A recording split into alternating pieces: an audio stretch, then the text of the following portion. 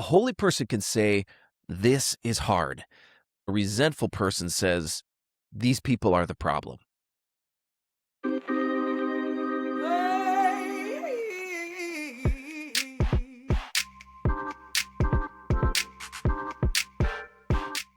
If you work in Catholic ministry, you know the mission matters, but some weeks the work gets in the way. I'm John Conza, and this is the Catholic Ministry Professionals Podcast. Let's get into it.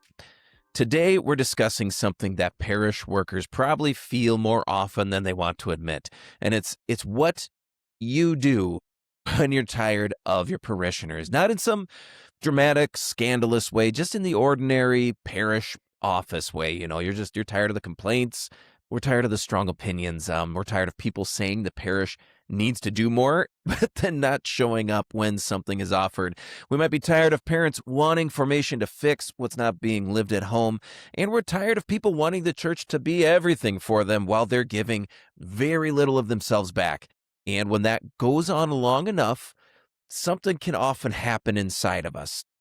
We stop seeing the souls that are entrusted to us as souls that are entrusted to us. And we start seeing them we might see them as interruptions. We might see them as obstacles. We see them as maybe the reason that ministry is so hard. And that's the place where you and I need to be careful. Because a holy person can say, "This is hard." But a resentful person says, "These people are the problem." That's the distinction that we're going to sit with today. This episode is not about pretending that parish work is easy. It's not about pretending that parish parishioners never behave badly.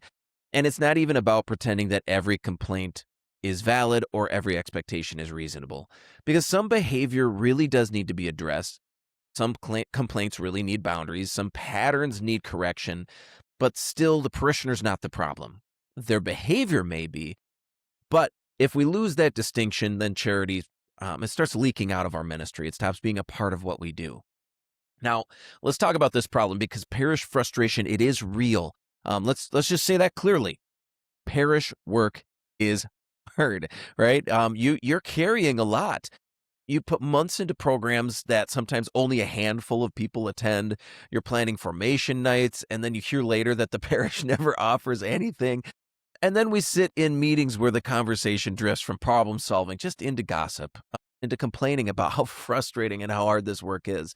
And we go to diocesan gatherings, and instead of solving problems, we start just hoping for support. Sometimes then the room just fills with complaints and coffee. And so I understand why that happens. Parish work, it's hard. It's hard. But the church is beautiful. And working inside the church, even though it's beautiful, can be exhausting. You can love Jesus, love the mission, love the sacraments, and still feel worn down by the daily reality of ministry. So the first thing we need to do is say this. Feeling frustration does not make you a bad Catholic, right? Feeling tired does not mean that you lack charity. Naming a real problem isn't gossip, but there is a holy way of saying that this is hard, and the danger comes when frustration turns into resentment. So at first, what we need to do is name this real issue, right? And then we start rehearsing it. Then we start bonding over it. And then we start expecting the worst from people. And then we start speaking about the souls in our care like their headaches. And this is where rot can set in our ministry. Not even because the complaint was false, but because the complaint started forming us, right? And this is where we need to be honest. Sometimes we use spiritual language to protect resentment, right? I might say, "I'm just offering it up." And sometimes you really are. Sometimes we really are bringing it to Jesus, and we're suffering patient, and we're choosing not to lash out, but are we allowing the Lord to purify our hearts? Because that is good. But sometimes I'm offering it means something else. Sometimes it means I'm not forgiving. Sometimes it means I'm not going to examine my heart. Sometimes it means I'm not going to change the way I speak. I'm not going to love this person better. I'm just going to keep resenting them while pretending to be holy, while sounding holy. And that is not redemptive suffering, right? That is just resentment with a chapel veil. It's We need Jesus to get underneath that resentment, to transform it, to change it, and to allow us to love. And I want to frame this because, in a very real way, when we're in ministry, we become spiritual parents, spiritual guides, spiritual mentors to our spiritual children. And so I want to think about a parent with a sick child, right? You may have had plans on any given afternoon. You had things to do, you were going to clean, you had work you needed to finish, you had someone you were going to visit. Maybe you just had a quiet afternoon and then one of your children got sick and it changed everything, right? And you can look at that child and think, this kid just ruined my afternoon. Or you can look at that child and think, okay, I'm going to give my afternoon to this child instead because I love them. It's the same afternoon. It's the same inconvenience. It's the same mess, but it's a different heart. And this is parish ministry. A difficult parishioner may interrupt your plans. A complaint can slow you down and make more difficult conversations you have. And a messy conversation can derail your entire afternoon plans. But that interruption may, in fact, be the ministry we are called to, right? The person in front of you may be the person that Jesus is asking you to love right now.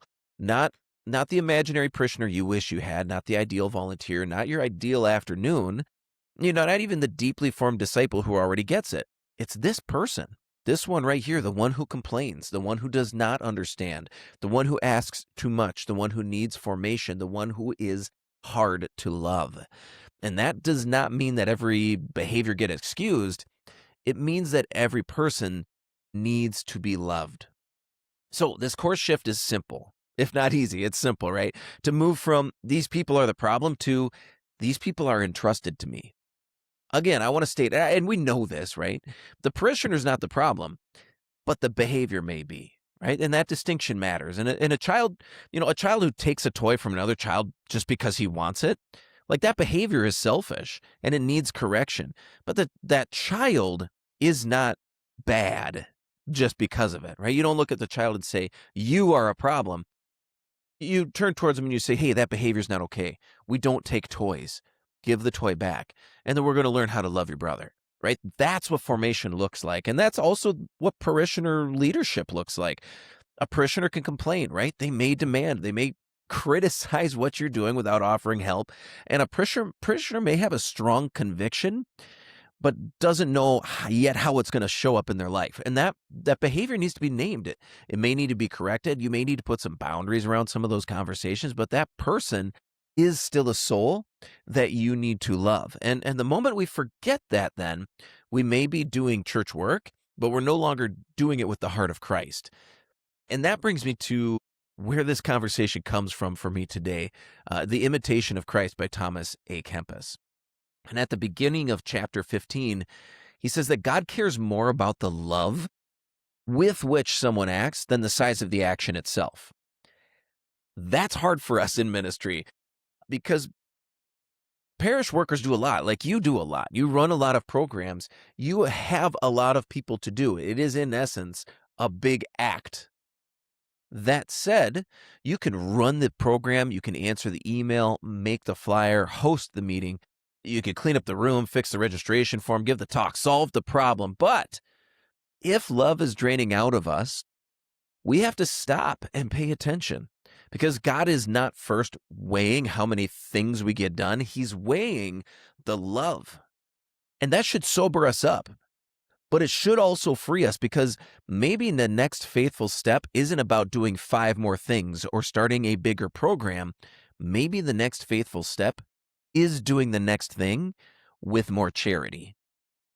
And so we want to take a moment then to think about 3 movements we can go through, 3 things we can do if we find ourselves getting to this place where maybe we're gossiping and we're just covering that gossip up in a pretty little church package and fancy words of offering it up and suffering joyfully and all that jazz.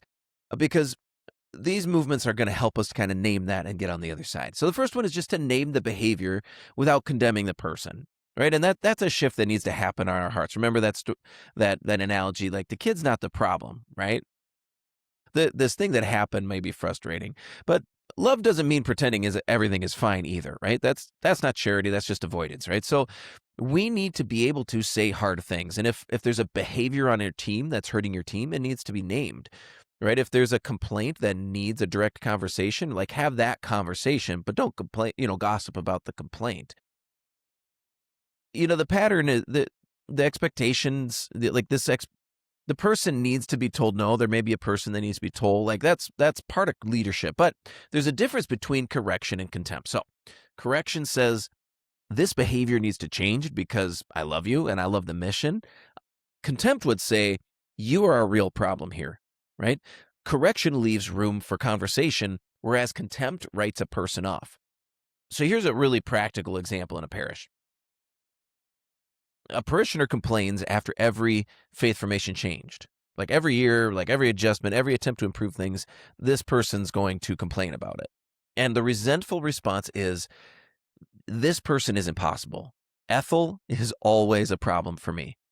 The charitable response says, you know what? Ethel's way of responding is making change harder. So how do I address that clearly while still willing her good, right? That second response is harder, and it requires more charity. It requires more self-control. It requires more love. But it does protect your heart, and it protects the person in front of you. It doesn't allow Satan to kind of like get into that little niche, that little crack between your heart and theirs. So correction actually can protect the mission, whereas then contempt becomes poison for the ministry.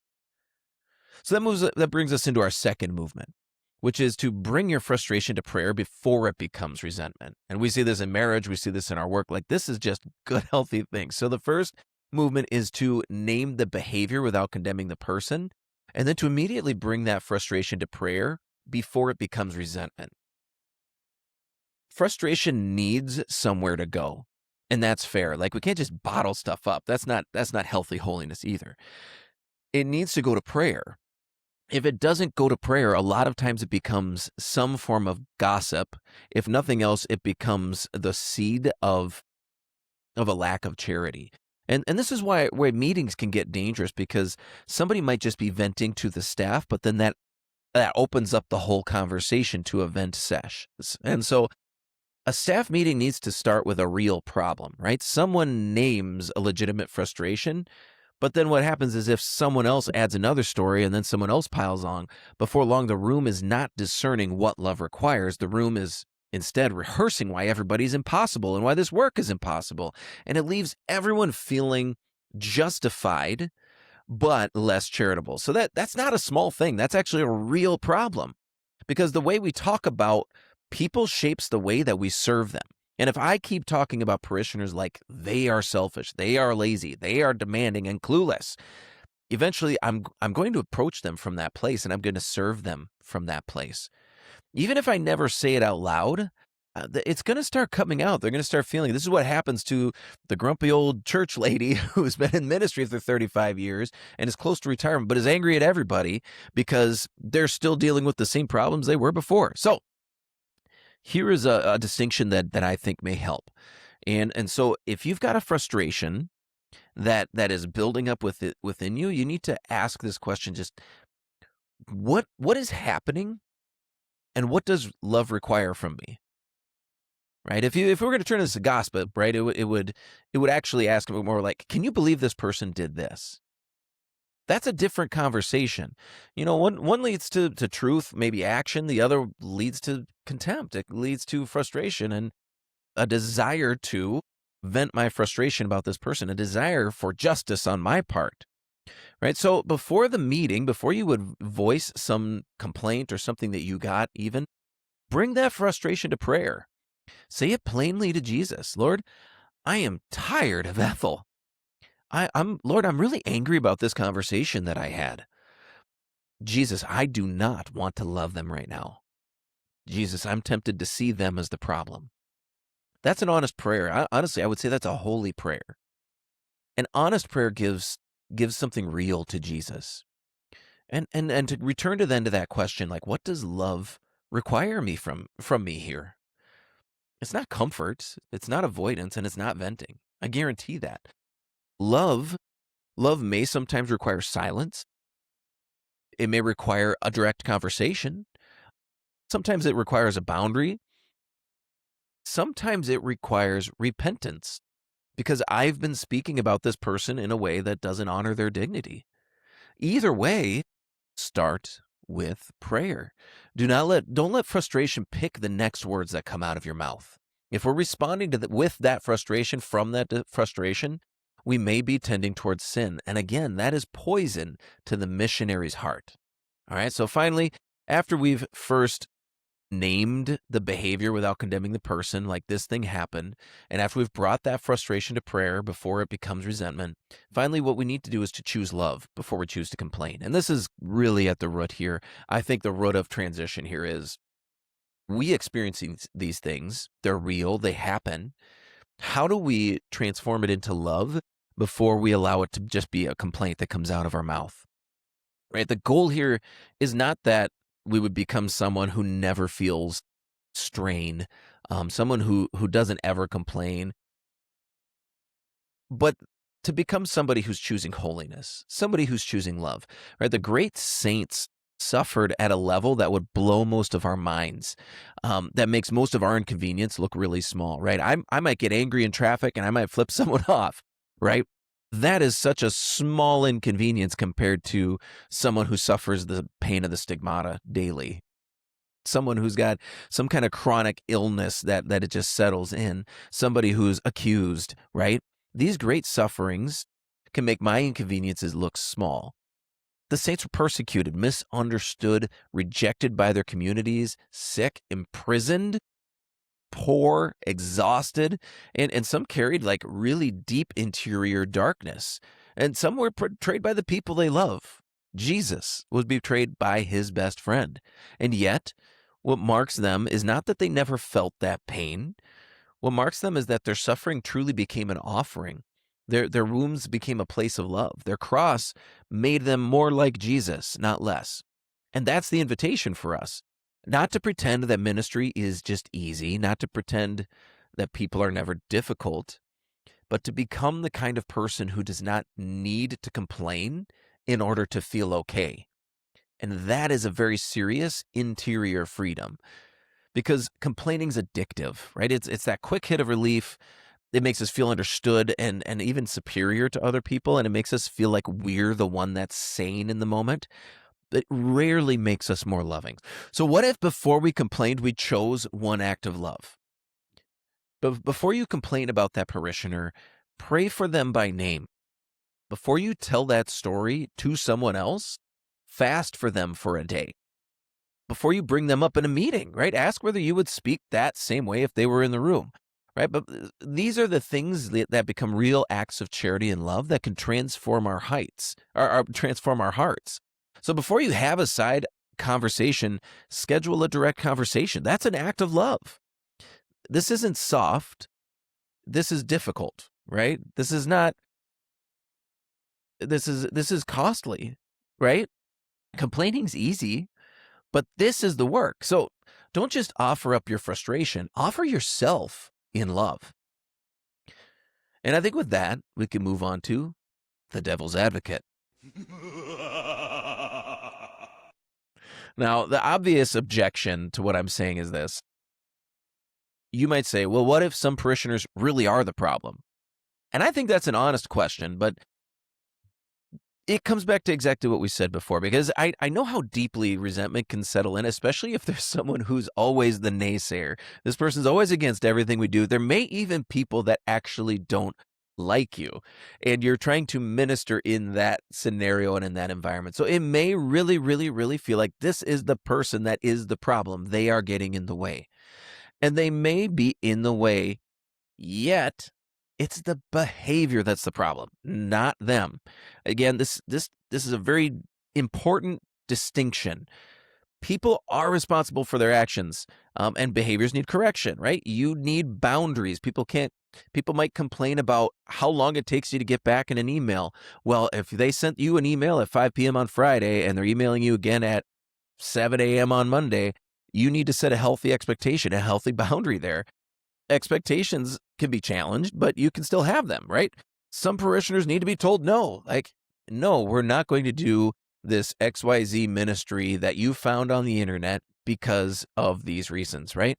Certain patterns shouldn't be allowed to continue. If you've got the front office person and they're always snapping at people, they can't do that. But if we start seeing that person as the problem, charity walks out of the room real quick. And once charity leaves the room, even our solutions, they can be infected, right, with this desire to change the person. So you can win an argument and lose a soul. That's the saying goes, right? We can fix a meeting and harden a heart, but we're not going to be able to transform this thing without bringing the charity of love into it, right? And so that's what we need to do. We need to name the behavior. We need to tell the truth about it. Set the boundary, have the conversation, but refuse resentment.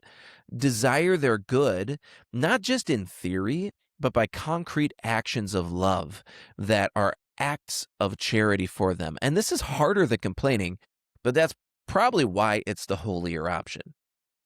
And of course, we never want to leave you without some action that you can take today based on our conversation. So here's 3 things you can do, pulled right from today's conversation. The first, if there's a parishioner that's driving you nuts, that actively and vocally doesn't like you, maybe even a group of parishioners that you're tempted to resent, I want to pick that person. Pick that group, right? Not the easy ones, but choose someone that you're just tired of talking about. Fast for them one day this week. Don't make it dramatic, right? You could skip a meal. You could give up your coffee, give up something small and real, but do it for love and bring that person to Jesus. Don't just say, this person's the worst, Lord, this is for them. But say, Lord, give them every spiritual good this day. Lord, purify my heart towards this person. Right? The second thing that you can do then is to take those words, right? One complaint that you would have given, maybe you normally come to the team meeting with a specific thing you want to complain about. But before bringing that up in the meeting, do one concrete act of love like this. Pray for them. Share a short encouragement with them, or ask a better question about what they are carrying. Lord, help me to know why they are behaving in this way towards them. And then instead of speaking about them in complaint, speak about them in a way that you would not be ashamed for them to hear. Right. And the third one then is to bring this question to your team, that if you're looking for something to do this week, ask, when tempted to start a conversation that might tend towards gossip, ask, are we still loving our people, or have we started talking about them like they are the problem? And then sit in silence. Like, don't rush it. Let the question do its work. Let people kind of be uncomfortable for a moment and really, really wrestle with this question and whether or not love has been kind of tainted in our parish and in our parish team.